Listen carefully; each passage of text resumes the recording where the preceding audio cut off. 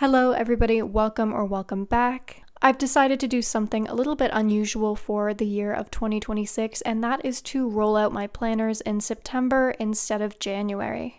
I've thought about it a lot, and when I was doing a lot of reflection, I realized that the natural start of the year in my head is in September, and starting all of these new regimes and new planners in January just didn't really match my internal clock.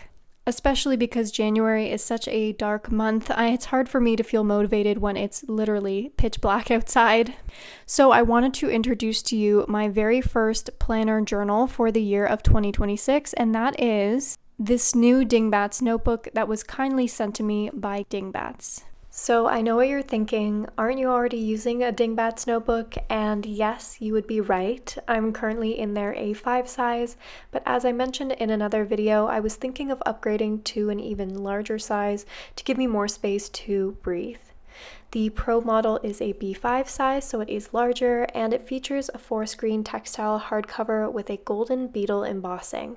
The interior is a thick 160 GSM paper, and it comes with their usual additions such as 2 ribbon bookmarks, an elastic pen loop, and a back pocket. I did notice an imperfection on one of the pages. It looks to be a stain of some sort. Maybe it's just a natural variation in the paper, but I thought I would mention it.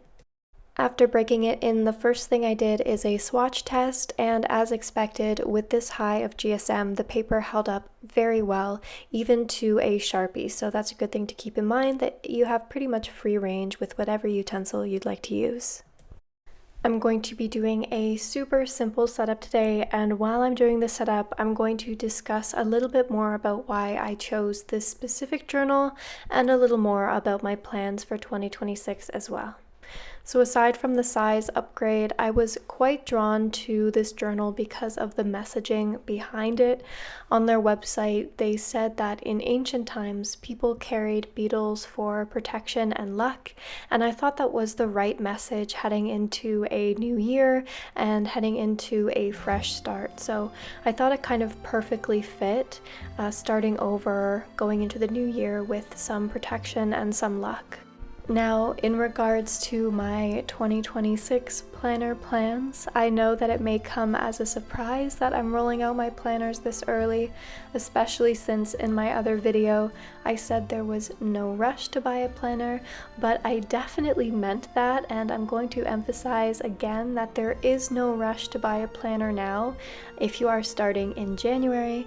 But if you're like me and you do want to get an academic start planner that starts in September, then now is the appropriate time to start looking.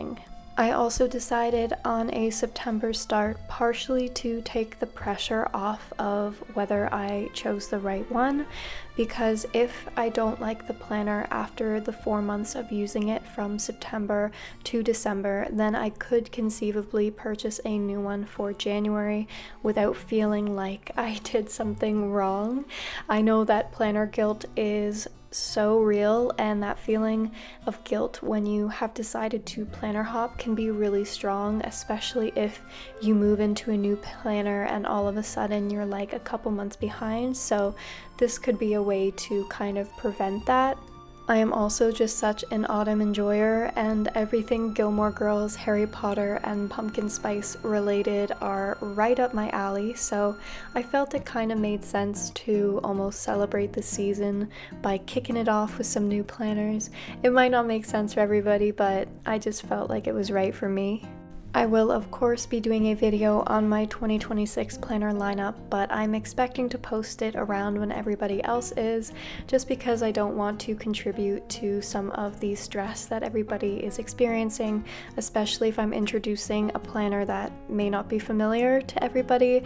I don't want to add an extra layer of stress or somehow influence people to buy something that may not work for them. Now back to the bullet journal setup. You would recognize this spread from my August bullet journal. It worked really well for me, and this one is from Wild Eyes Bujo, and I think it is just such an amazing dashboard for the next month. So it comes with a monthly calendar, and then you pair it with a linear calendar along the right side, and you guys know how much I've been enjoying my linear calendars. That is not something that I see changing in the foreseeable future. And as I was setting up this spread, I realized just how much bigger the B5 size is compared to an A5, and it was kind of a shock to realize how much more I could fit. For now, this is really refreshing and I'm excited about it. However, down the line, can I say that I won't switch back? I'm not certain because, as mentioned, I do always go from a teeny tiny planner to the biggest planner and then all the way back down, so I may end up finding myself back in an A5 or even an A6 bullet journal.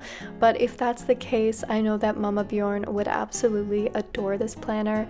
When it arrived, she was very awestruck by it, and I think it would suit her very well, so I'm not worried if I end up switching sizes because I know that it will find a very good home. So I was left with a very awkward amount of space at the bottom right corner of the page, so I just filled it with some varying sized bubbles, some gray and some black. I'm sure you guys have noticed, but the paper color is different in the Pro notebook compared to a regular wildlife notebook from Dingbats. So this one is much more white. I would say it's pretty much printer paper white. It's pretty stark compared to the wildlife notebooks, which are definitely creamy. So I think it's good because it gives you the option whether you are team cream or not. There is definitely an alternative for you. I personally am a team cream enjoyer. However, I'm not against white paper by any means. I just do love the kind of cozy aspect to a cream page. There are a couple other noticeable differences. So with the wildlife notebook, it comes with a couple preset spreads. So at the very beginning, you do get a tab key as well as an index. So it's more of a bullet journal officially. Meanwhile, the Pro version is definitely like a fresh start. It can be completely customized. It also is without page numbers, where the wildlife notebook is numbered.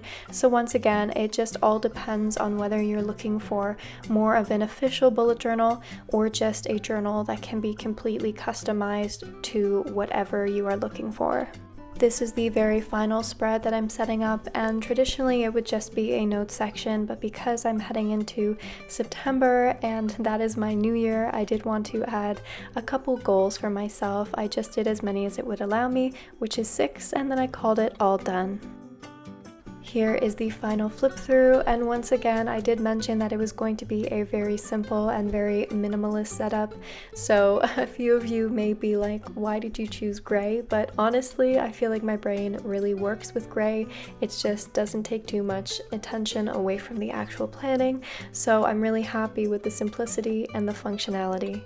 That's it for today. I hope you enjoyed this video, and if you did, please consider subscribing and giving it a huge thumbs up. I'd like to thank Dingbats once again for providing me with this notebook. It is beautiful. Thank you guys so much for watching. I'll see you next time. Stay cozy and bye-bye.